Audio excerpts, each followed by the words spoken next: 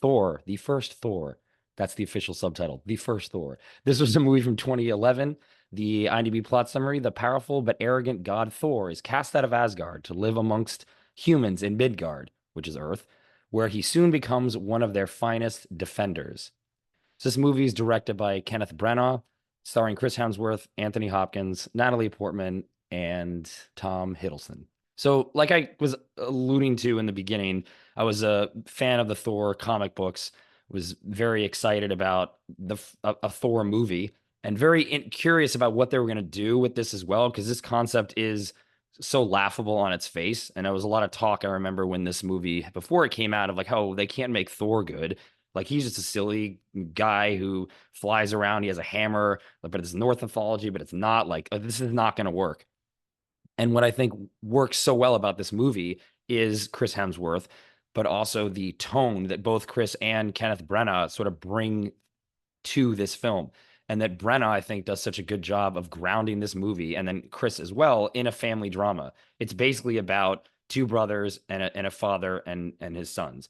And that is the heart of what this movie is. And I think that the movie never forgets that. And yes, there's some action set pieces, but the very end of the movie is really more about the emotional arc that both Thor and his brother Loki have gone on in their relationship with their father. So it really like has a lot of emotional resonance. And I think, again, a lot of that is also due to Chris Hemsworth in this role. I mean, I think it was the role he was born to play. He can pull off a little bit of comedy, but also, speak in this fake Shakespearean type of dialogue, but not come across as too self-important. It's like a very fine line that they have to walk in this film, and also Chris has to walk in this movie, that I think he does really well. And then we'll talk, because I'll talk about another Thor movie in my list, where he kind of takes a different direction with the character. I think he evolves the character over the course of the films, but I really think it was very important to, when they first introduce him, he has this sense of seriousness, but not too serious, a little bit of humor, but not too much humor. I think that just what Chris does. And before I'll jump into your thoughts on this, I just want to talk a little bit more about Chris and and the character of Thor. And he really is. This movie is about his coming of age, of realizing what it's like to actually grow up. He's someone who, in the beginning of the movie, just expects everything to be handed to him. He's like a spoiled child who's never had to do anything in his life. And by the end of the movie, he does learn what it's like to actually, care about another person. And that's what kind of brings him back to life in a sort of like Sleeping Beauty type way in the end, when he sacrifices himself to save the woman that he's falling in love with. That teaches him that humility and that empathy. And I like that there's a very clear arc in this movie, which again gets actually continued throughout the entire Thor character. But that really resonated with me. And that's, I think, for me, what always works with Chris Hemsworth is there is, yeah, on its face, he looks like, oh, this big guy, really good looking guy. Everything's fine with him. He's just cool, has got his hammer. But actually, there's a lot more going on behind the scenes. And I think that subtlety is what he brings in here to this movie, and also with Branagh too. Like, he wanted to shout him out. I think he just does a really good job on this. But over to you. What are your thoughts on Thor, the first Thor? So I put this one as Chris's masterpiece. So I'm definitely a fan. And I remember watching this movie amidst all that dialogue of like, oh, this is going to be lame and silly. And Mm-hmm. I'm, there's no hiding it. I'm no superhero junkie, but I remember having such a good time at the theaters watching this movie. I was pleasantly surprised by how fun it was. And then, like you said, I think the two big threads. One is sort of the father and the sons, which brings heft and stakes to the movie. And obviously, when you cast someone like Anthony Hopkins, it immediately elevates the movie. And all, not to take away all the credit from Chris, I think all he has to do is react to his father, which I'm not saying is an easy thing to do. You still have to bring it. But I think the focal point of the movie is Anthony Hopkins. Like, what is going to happen with the legacy of Asgard, and who's going to take that, and are the two sons up for it? So that's sort of thread number one. And the thread number two is the brother rivalry, which is also very interestingly and deftly handled. There's Mm-hmm. humor there. There's a little tinge of care, but there's obviously a lot of jealousy and animosity, especially from Tom Hiddleston's character. And all that can not work, especially when you're dressed up the way you are in these silly costumes, but it kind of works. And I think kudos to both of them. When I first saw this movie, To me, Tom Hiddleston, who was a total discovery at this point, had Mm-hmm. sort of stole the movie. Because Mm-hmm. I was like, whatever this guy's doing, like this is really working. And Chris sort of felt like, he's the Margot Robbie of the Barbie, in this movie, who's the title character, who has a lot riding on his shoulders, but doesn't necessarily have the showiest part. But rewatching this movie this time, I sort of felt it more that, oh, actually, he does actually have a pretty tricky role to play. Like you have to buy him.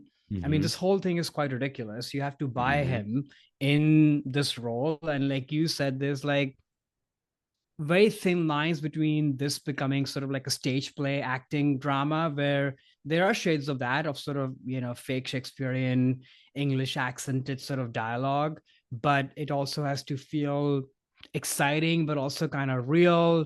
Yeah, like you said, there needs to be a kind of an arc to the character. So, yeah, it's all in the script, but I think Chris also delivers it. And a big part of it is just his physicality. I think Mm-hmm. you cannot you can tell when somebody's just like bulked up or padded up. It's different. I think Chris sort of lives the part, you feel that. And he has that boisterousness. He has a little bit of tinge of humor, but he's not dumb, but he's also not the sharpest tool. Like it's like an interesting kind of in between, which he really captures. And then I think all the Earth stuff with him showing up and his interactions with Natalie Portman and what's the other sidekick's girl's name? I forget. Darcy. Darcy.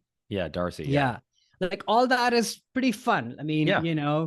like I think Brana really does a great job at kind of imagining that, yeah, if like someone like this was walking around us, like it would be fascinating, humorous, but also, you would be attracted to whatever this is, right? Mm-hmm. And I think all of that is captured in Natalie Portman's scientist, long lashes, perfect hair, perfect makeup person running around. It's pretty hilarious to Yeah. watch her in this movie, by Oh the way. yeah, definitely. Yeah, and it's like a Yeah. fish out of water, which I think is a good Right. way of how to tell the Earth part of this story and versus the Asgard part of the story is played a lot more seriously in this film specifically, but the levity comes through the, oh, how's Thor gonna go to Denny's and he gets, Yeah. he throws down the mug and breaks it because he wants another cup of coffee. Like that stuff is fun, and he shows his comedic chops, I think, starting to come through in those scenes. I agree. The Earth stuff really works for me too in Yeah. this film. And I think, again, to come back to Branagh, I think he knows what he has at his hands. Like, there are a lot of MCU movies where the stakes are very high because the world is about to collapse and they feel very self serious, or they can feel really goofy. I think this movie is pretty light on its feet. I think he knows that this is sort of like a Shakespearean kind of stage play Hmm. with all these relationships at the center of it, like we both said, but it's not super self-serious, which Hmm. I like. Like it sort of flies by, you're entertained, and you take away something from it. You're moved at points. Now, what doesn't work, maybe on a rewatch, is all the CGI. Like all the Goldilocks Gold Town does not work. It Oh, you looks mean pretty Asgard? bad. The Asgard stuff? Yes. Yeah, these were cheaper Yeah, movies back then exactly. for sure, as Marvel was starting Yeah. out. Yeah. But yeah, I think you're with the Brenna piece, and really, I think you're nailing it on that. And I think what makes the MCU so special and unique, I think, is because these movies are about the characters more than anything else. Like the plots really Hmm. aren't as important. You see these movies because you love the character, and they go on arcs through multiple Right. different films. Like the characters are changing all the time, whether it's Iron Man, Thor. Captain America is the exception to that. He doesn't change, but the world does, and that then the reaction to how he changes or how he doesn't change, where the world changes, what makes it interesting.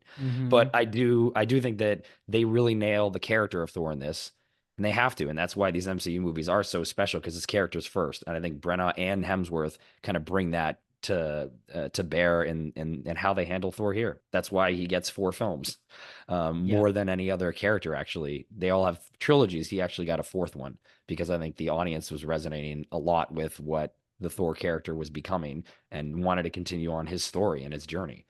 How successful that fourth one was, debatable, but it's Never just seen it. interesting. You sorry?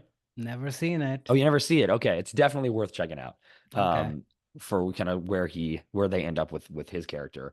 But yeah, I think yeah, you know, like a lot of the credit is Brenna, but a lot of it also is Hemsworth. Yeah, I do think about like, can somebody else play this role or could have been cast in this first movie? The Mm, answer is probably yes. I think to me, the crown really is on Branna's head.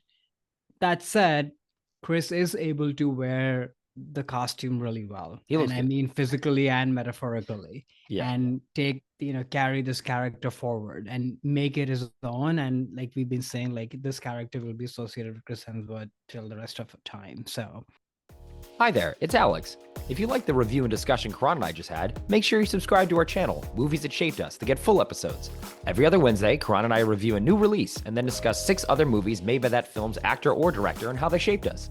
Subscribe right now or follow our podcast on Spotify or Apple Podcasts via the link in the description below. Hope you join us for the journey.